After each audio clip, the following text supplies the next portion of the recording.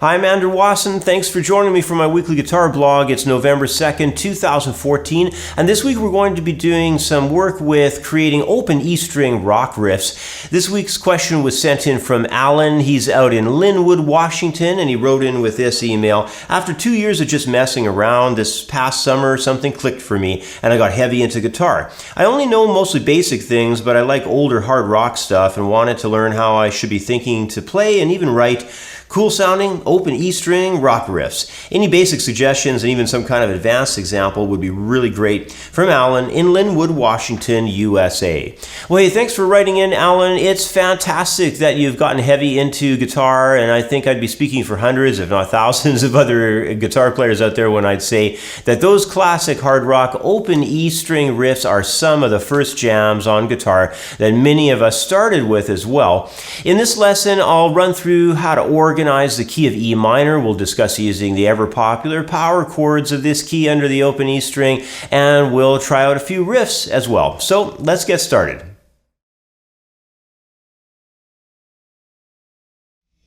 Well, one of the first steps to developing any key or any scale on the guitar is to plot it out either along or across the guitar neck. And since open string riffs are organized along the neck laterally, we need to be able to understand the scale layout played horizontally along the linear layout of the guitar strings. Now, our focus will need to be primarily upon the 5th and 4th strings, since at least 80% of our initial simple riff ideas that we're going to practice and work with on guitar will operate from here using the ever popular Power-Chord. So in my first example, I've set out the scale tones of an E minor scale along the 5th guitar string. This is just going to use single scale tones, and we're just going to have that underneath an open ringing 6th guitar string there. So here's the scale.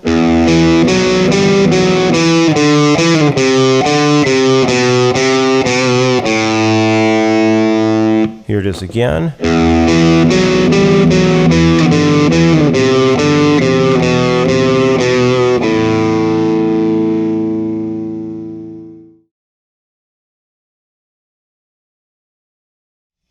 All right, next let's get organized on how our E minor scale would operate as a series of power chords. Now this is really important since when it comes to playing hard rock, the power chord is crucial to this style. So in my next example, I'll be playing all the power chords found within the key of E minor along the 5th guitar string from the 10th position G chord all the way down to an open A power chord. So here's how they all stack up across the neck.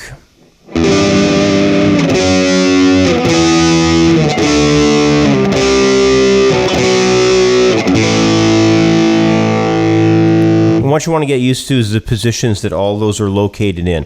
10th, 9th, 7th, 5th, 3rd, 2nd, and open. Get good enough at them that you could play down the neck with all those tones across the power chords fairly quickly.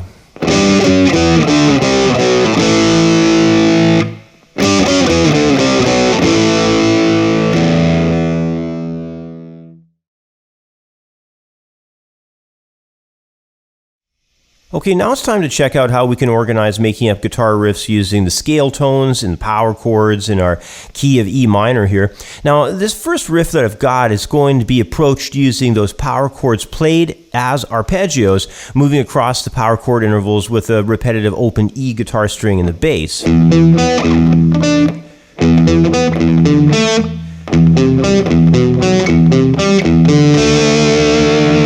It's a pretty cool sound, and it's kind of nice when that E bass note sits and rides out down below, really pushes the key. And one thing I should mention that I've done on purpose with this riff is I've kept the power chord ideas further apart, just to add an increased challenge to the application of these principles along the fretboard range. So take your time, work hard at first to memorize the positions and build your speed slowly as you study the arpeggiated power chord riff. How this thing's going to move is we're going to take it from our E root at 7th position. Then we're going to head up to a G at 10th there. Jump down into 5th position for the D. And then into 2nd position for a B. Here it is a little faster. Then we're going to come across open A. B again. D. C. And then we're just going to do a power chord hit, just a punch on a D chord to turn it around. So here's the whole thing, all 4 measures, goes like this.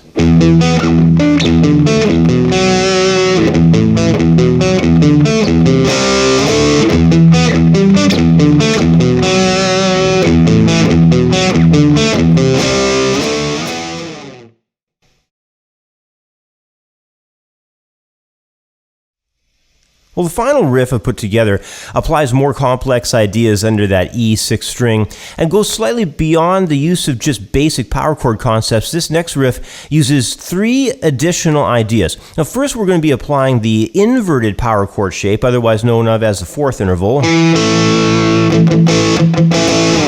Now, when using this shape, just keep in mind that the upper register tone is the root in relationship to the key that you're working in. So if I do a bar here across at 7th position, the upper tone of those 2 notes on 5th and 4th strings, that's an A. So it's really just basically an A power chord inverted with the E in the bass. Now, the other new idea we'll be applying here are the addition of a few connecting tones. I'm going to use the E minor pentatonic scale and just walk up those. Just keep it simple like that. You can use any of the pentatonic tones you want if you're writing some of this stuff yourself, though. And the final new idea that I want to do here is the use of some unique open position chords to add some more punch and some more impact to the turnaround of the phrase. What I'm going to add in is a C add 2 chord, and then a G chord with the B in the bass. And they're just going to punch it up a little bit there on the turnaround of this riff. First, let me just slowly play the riff down for you so you have a good idea how this thing works.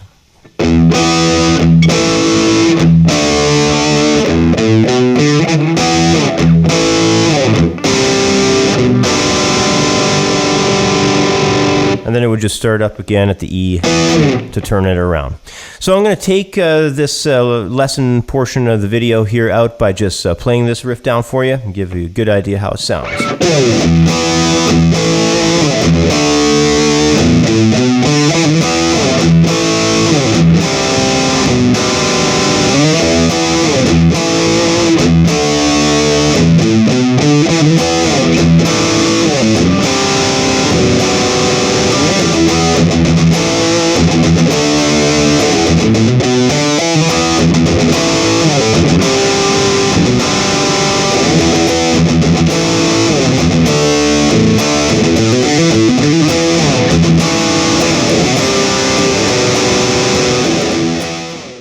Well, as you can tell, the basic starter applications of building open E-string hard rock riffs centers around knowing the layout along the 5th string for the scale tones, as how both the single string scale would operate and how the scale would expand out to the incredibly popular power chord concept.